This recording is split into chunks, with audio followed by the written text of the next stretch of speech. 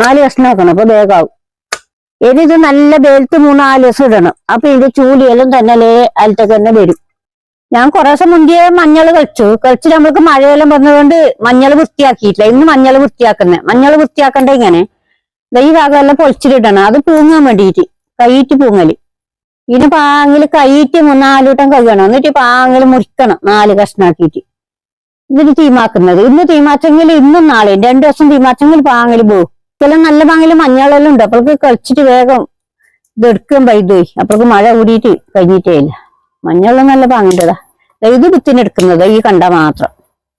ഈ കണ്ട മഴയത്ത് ഇടണം, നല്ല മഴയത്ത്. അപ്പൊ ഇത്തിരി കുറേ വരും. ആ ബന്ധനെല്ലാം നടല് ഞങ്ങൾ മുറിച്ചിട്ട് ഈടെ ഒന്ന് വരും, ഈടെ വരും, ഇവിടെ വരും, ഇവിടെ വരും. ഇതിനൊരു 5 എണ്ണം തൈ കിട്ടും. ഇനി ഇത് നിങ്ങളെ കാണിക്കുന്ന 2-3-4 വട്ടം കൈയിട്ട് ഇനം മുറിച്ചിട്ട് തീമാക്കുമ്പോ നിങ്ങളെ കാണിക്കും. മഞ്ഞൾ പാകില് കൈയിട്ട് വെയിലത്ത് വെച്ചു. അങ്ങനെ ഉണങ്ങിയിട്ടാകുമ്പോ ഇപ്പൊ കൊത്തുന്നത്. കൊത്തിയിട്ട് ഇതാ ഇത്ര പേരെ കൊത്തി. ഇന്ന് രാത്രി തീമാക്കുന്നത് അതിന്.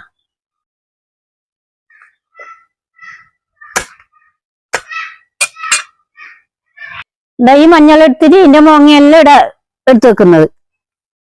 ഇതിന് കൊത്തണം, 4 കഷ്ണം വെക്കണം, അപ്പൊ വേഗാവും.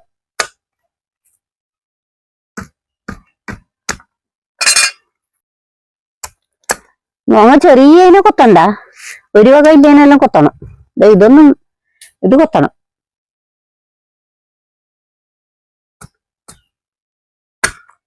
ഇത് വേഗം വേകാൻ വേണ്ടിയിട്ട് ഇങ്ങനെ കൊത്തുന്നത്. 2 കഷ്ണം ആക്കിയാൽ മതി. ഇത് രാവിലെ തന്നെ വേഗണം, ഇന്ന് രാത്രി തീമാക്കുന്നത്.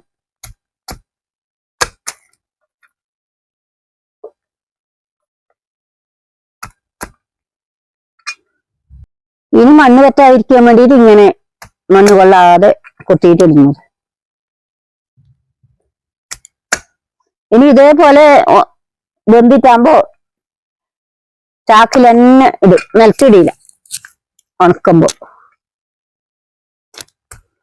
മഞ്ഞൾ മുറിച്ചിട്ടായി. ഇനിയിപ്പോ തീമാക്കണ്ട ഇങ്ങനെ ആദ്യം കുറച്ച് വെളിച്ചെണ്ണ തേക്കണം, അല്ലെങ്കിൽ കളിച്ചിന് പറ്റിപ്പോവും.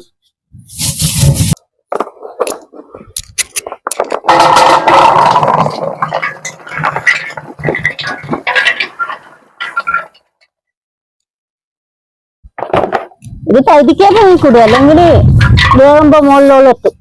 ഇന്നലെ മഞ്ഞൾ തീമാച്ചു. ഇനിയിപ്പോ ഇന്നേക്ക് പാങ്ങിന് ബന്ധു മഞ്ഞൾ കോരിയിടുന്നു.